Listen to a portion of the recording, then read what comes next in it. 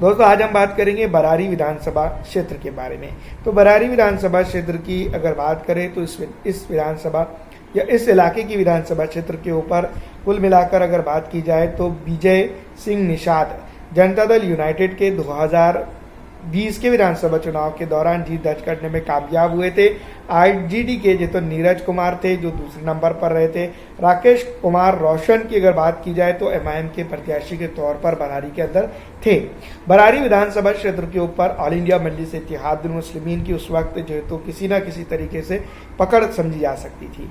लेकिन दोस्तों जिस तरह से हम समझ रहे हैं तो मोहम्मद शकूर एक वक्त था जब 2015 विधानसभा क्षेत्र में राष्ट्रवादी कांग्रेस पार्टी के प्रत्याशी के तौर पर 11,002 वोट उन्होंने यहाँ पर हासिल किया था।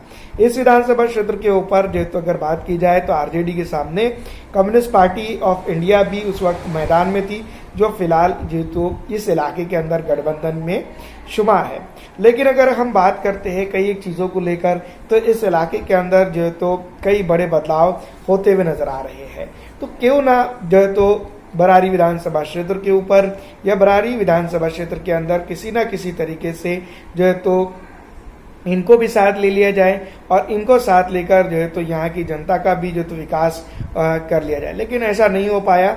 ऑल इंडिया मजलिस इत्तेहादुल मुस्लिमीन को इस इलाके के अंदर जो तो बाहर रखा और महागठबंधन के अंदर कम्युनिस्ट पार्टी ऑफ इंडिया रही है।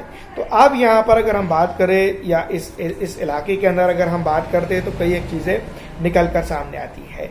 फिलहाल अगर बरारी विधानसभा क्षेत्र के ऊपर अगर बात की जाए तो एमआईएम के सामने कई चीज़ें रहेंगी।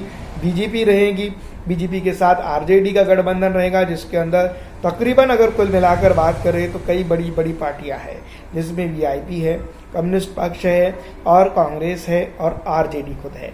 तो इन तमाम तर लोगों के सामने जब जो तो ऑल इंडिया मजलिस इत्तेहादुल मुस्लिमीन जाती है और चुनाव में जो तो जनता के लिए वोट मांगती है तो यहाँ पर कुछ चीज़ें निकल कर जो सीधी तौर पर फिलहाल निकल कर सामने आती है।